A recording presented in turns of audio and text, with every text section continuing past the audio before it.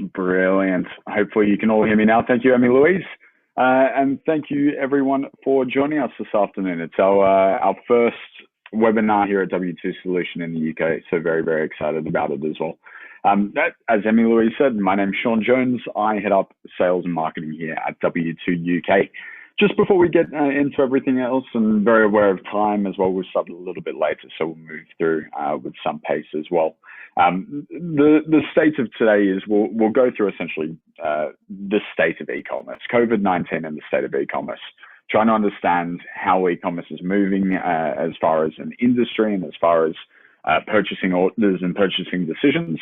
And as part of that, we'll briefly introduce ourselves as W2 Solution, go through the state of e-commerce, understand a little bit more about what the biggest challenges are we face as online retailers, hopefully understand a little bit about how we overcome those challenges, and as part of that as well, show you a little bit of how we do it here at W2 Solution.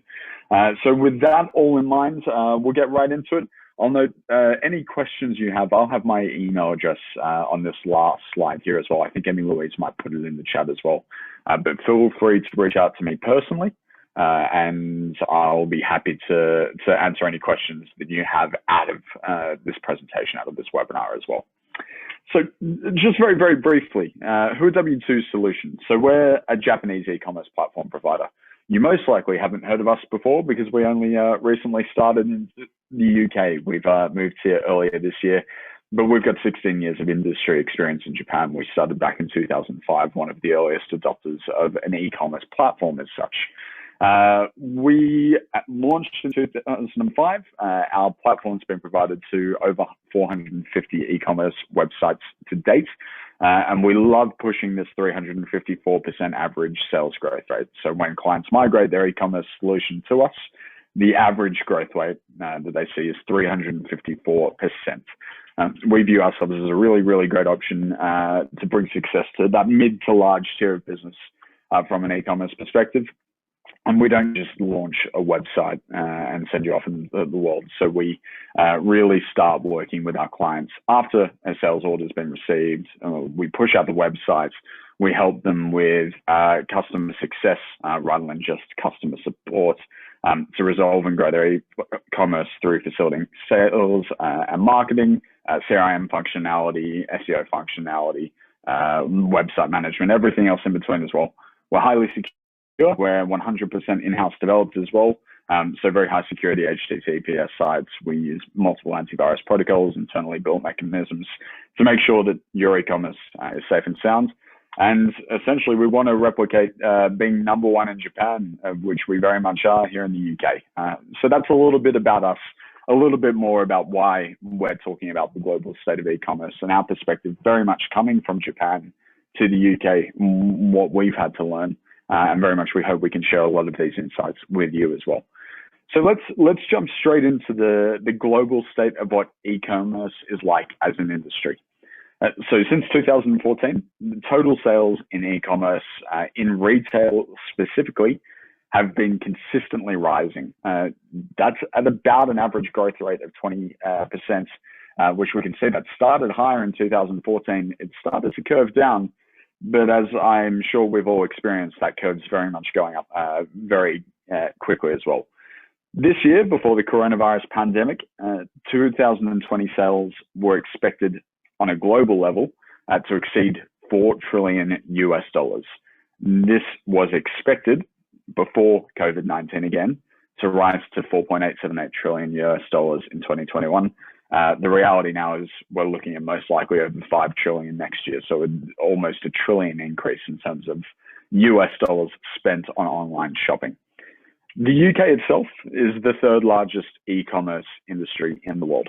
On its own, it's expected to surpass the £200 billion mark in terms of online shopping. So when we break that down into individual consumers in the UK, that means that UK shoppers spend on average £1,250 per person. They did in 2019, that is £1,250 per person on online sales. Online retail in the UK last year accounted for 20% of total retail sales. Again, that's jumping, and we'll look at the levels that is jumping in a little while as well. But 87% of individuals in the UK have made online purchases in 2020. When we consider the population, when we consider the uptake in terms of technology, 87% of consumers in the UK have made online purchases is frankly a staggering number. The number one leading consumer motivation for online shopping is price comparison. We have so many different options as far as different websites, malls, comparing to our physical stores as well, that we have such a spread of where we can choose to purchase a good or service. And another amazing stat is that a third of British people order anything online a week or more, very much focusing on that or more side of things. I know I'm definitely in that or more side of things, but as demographics grow and grow, as technology adoption changes, these statistics are only going to increase as well. So as far as the individual breakdown of what is purchased online, of all people who shop online, so this is very much focusing on if you purchase a good online, or in some cases services as well. If you purchase anything online, some goods, some services, 60% of people who do online shopping do clothes and sporting goods. That's followed very quickly by household items, holiday accommodation, travel arrangements, events, telco, video games. The interesting one down there for me is medicine at 14%, which I think will only increase as well. But there's obviously some very, very interesting legal outcomes of how do you sell medicine online and how do you implement those sort of processes. Travel arrangements. Personally, as a millennial, I do all of my travel shopping and holiday booking and travel arrangements online. Going through a travel agent for me is something that I used to do 5 years ago, but now I wouldn't even consider it. So again, some of these statistics I think will just increase and increase and increase. And indeed, this growth has accelerated during the COVID-19 pandemic. Here is a very, very key, essentially, resource showing us how it has done. In April alone, the rise of e-commerce in the United States, this is specifically in the retail industry, grew from 16% to just over 33%. Really interesting that 16% is actually lower than the global average of growth, and all of the US statistics that are well below the global average of growth. But it's absolutely jumped to the point where we see essentially 10 years worth of growth in a 3-month period. Lockdowns, physical stores being closed has obviously driven lots of shopping online. We've seen in the UK just this week with Arcadia Group and Debenhams in the news how that's affecting the high street. But e-commerce is essentially an area that we need to thrive in to make sure that our businesses from a retail perspective continue to grow, continue to sustain themselves, and do so in a really effective manner. Black Friday and Cyber Monday as well this year have only just passed, but with unprecedented numbers of online shopping as well.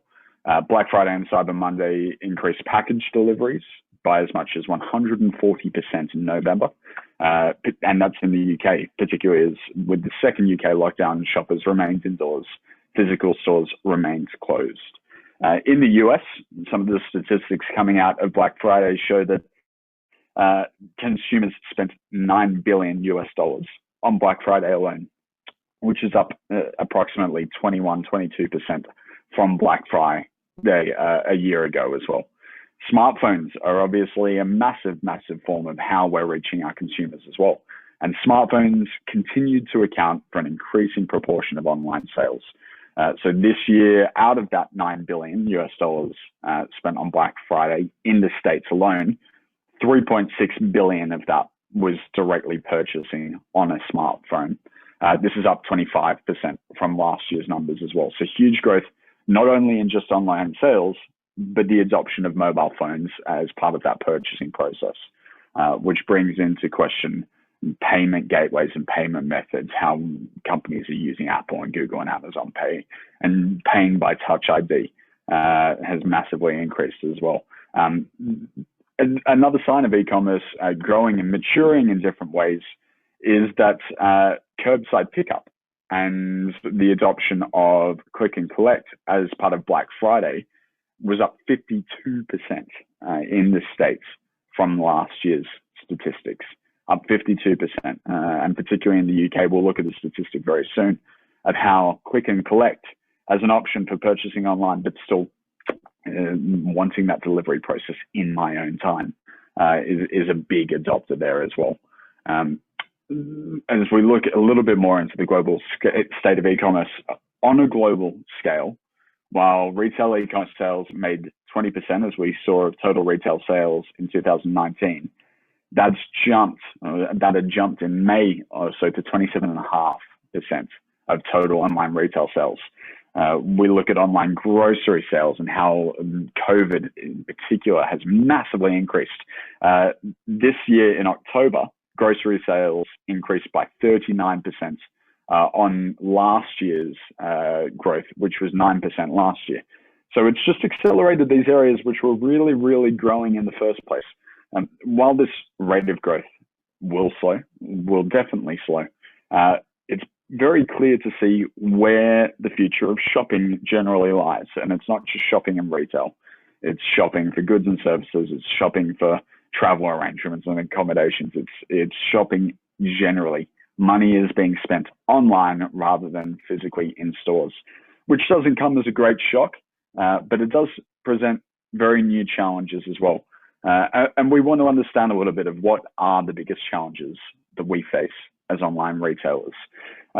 We've had many conversations with our clients about this, particularly in Japan and as we come into the UK as well. In our years of experience, we've found on an ongoing basis, and this one isn't new, our number one challenge is still very much we need to get our buyers to repeat purchases. This is because companies often find that the unit cost for acquiring new customers, so things like advertising expenses, SEO, marketing, everything that goes into bringing someone into our store and bringing someone onto our site, those unit costs increase. They grow higher and higher due to fierce competition, due to so many areas being compared to with that number one leading consumer motivation of price comparison. There are so many options out there. So our number one challenge very much is getting people coming back to our store. Therefore, what we want to do in order to increase what we refer to as lifetime value is to ensure that customers who have already purchased a product from our website go on to repeat a purchase in the future as well. So really we think here at W2 Solution that this is the core of success of online business as we go into a growing e-commerce world as well. Primarily, I think this is done by utilizing email and social media, creating that sense of brand loyalty. We want to increase the number of repeat purchases by making the acquired customers fans of our brands, almost advocates of our brand as well. We refer to this as customer relationship management. And the reason why official websites emphasize this, and there are so many CRM services to make sure that we have this good relationship with our clients, is that we absolutely cannot rely on sales of new customers alone. We need to try and retain our customers. And, we're going to go a little bit to a more base level of why consumers wouldn't come back to our site. What are the reasons that would drive them away, and how are these challenges affecting us in terms of our overall sales? The answer for the UK and very much for UK consumers was price comparison, as we mentioned before. So according to a consumer survey conducted consecutively in 2018 and 2019, both those years, the survey predominantly cited price comparison and greater variety of product and price as the leading motivations for UK consumers to do their shopping online. Delivery also plays a major, major part. So SandCloud did a couple of surveys as part of their white paper, which they released last year and this year and progressively as well. As part of these, where multiple answers were possible, 61% of consumers said that they'll leave a web shop because delivery costs were too high as part of that. 29% of British shoppers that spend £150 or more on their online shopping costs would not be willing at all to pay for any delivery costs. So the whole concept of delivery costs is very much coming into play here. And I think we can see a little bit of why click and collect is gaining higher adoption rates as well. There is an inverse of that, though. There is very much a way that we can switch that around for ourselves. And the inverse is that 72% of British online shoppers are likely to add another product to their shopping basket to reach a free shipping threshold. If it's a £3 change in difference, then I personally definitely am going to add something and get a new good out of it as well.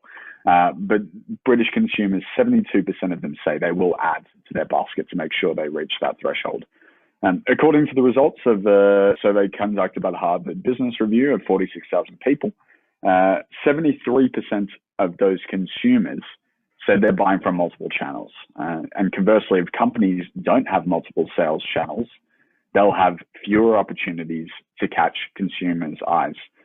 So this omni-channel approach of having the physical store, having the online store, connecting to a mall, frankly, multiple malls, connecting your online sales to wherever you can is statistically proven, as we'll see in a second, to increasing your sales. 22% of North American retailers considered securing multiple channels of sale was the single most important issue for them as far as their online sales goes. So as a real example, selling with 4 or more sales channels means that there's going to be a 300% difference in your online sales revenue in comparison to having only 1 or 2 sales channels. So we very much adopt the omni-channel approach here as well. And within e-commerce, digital transformation makes it possible to purchase at both physical stores and online stores, as well as malls and official websites. We can link everything via our point of sale physical stores. We can do it via an app. We can do it in multiple ways. It is becoming more and more commonplace that this click and collect style of purchasing online and then collecting from a physical store and having those multiple options is available to consumers. And this is shown by the adoption rate in the UK. So 75% of UK companies who sell a good or service online, well, in this case, very much goods, embraced click and collect in 2020. And that adoption is going to go up as well. So we understand a little bit of this state of e-commerce. Hopefully we understand quite a few of the challenges. Just for that last 5 minutes, I thought it would be worth showing you a little bit of how we at W2 solution deal with some of these challenges as well. As I mentioned before, our platform is very much an all-in-one e-commerce platform as well, and I apologize for my time out there as well. But we deal with all of these issues in slightly different ways as well. From a repeat purchase perspective, where we try to increase consumers purchasing on an ongoing basis.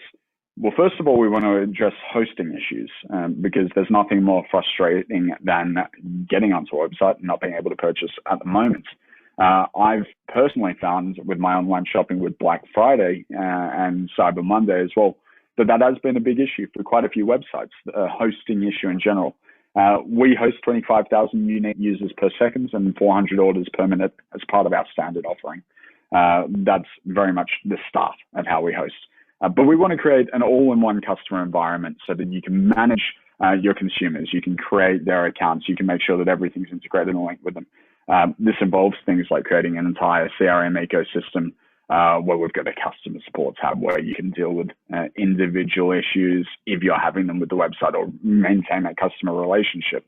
It involves marketing planning and setting up marketing planning tabs as well, which might be future sales, coupon management, promotional management, setting up SEO tags, making sure that you're using the right sales output methods after your site's launched, because we very much facilitate the build and design of your website and hosting and payment gateways, and frankly, everything around the e-commerce journey from the consumer purchasing online to it being delivered as well. But we want to help companies push out more and more their sales and marketing processes from within one easy system to make it all integrated, to make it all very, very easy. We set up stock keeping units. We set up the system to support certain areas. And I think one of the settings in here as well, which I've skipped past, and I apologize, I'm giving a very high level overview there. And if you do want to see a little bit more of this platform, do feel free to reach out as well. But our subscription account book bundle addresses exactly the issue of repeat purchases, where we put someone on a subscription, we have a next delivery date, we solve the ordering issue, and very much create a smooth process for an actual specific repeat purchase of a good or service as well. From a delivery perspective, we want to avoid bad delivery, and we want to avoid delivery costs. For us, delivery comes into the fact that we can work with essentially any delivery company because we're 100% internally designed and developed and customized. We can either implement pre-existing relationships that you might have with a delivery company, or we can implement new ones. And that's just part of the process that we do in our setup phase as well. And we implement that very, very nicely and easily. From an omni-channel perspective as well, we very much focus on omni-channel at W2 Solution to make sure that you have a clear idea of what's going on in your stock, in your malls, setting up everything, whether it be specific inventory management for a certain item that you've got, whether it be real store information where you can see exactly at, for example, the Oxford store, what information is going on, how much items they have in certain areas, implementing a click and collect selection, whether it be linking to, frankly, any mall that you want to link through to. Again, very, very easy process, and implementing different payment gateways, implementing different methods of making sure that you've got that workflow from which is easily and tangibly managed, so the consumers are frankly driven more and more to repeat purchases from your website through a great consumer experience.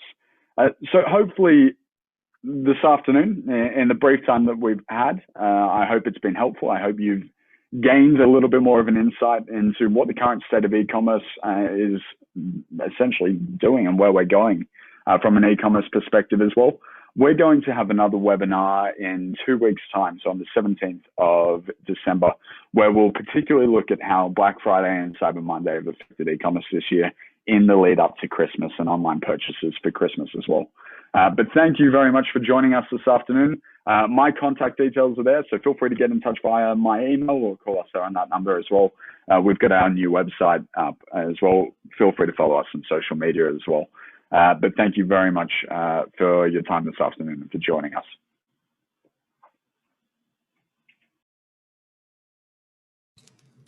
Wonderful. Thank you so much, Sean. Really insightful, really great. And it comes at such a pivotal time, obviously, with Black Friday just having come and gone. It's exciting to see what 2021 has in store for us. So as Sean said as well, we'll be hosting another one of these webinars in a couple of weeks' time on the 17th of December, as he said. So hopefully see some of you again there, some well-known faces. Other than that, though, if you do need to get in touch with us, as Sean said, feel free to reach out. So thank you again for everyone who attended today, and we hopefully see you soon. Have a wonderful day and enjoy the rest of your week and weekend. Bye-bye, everyone.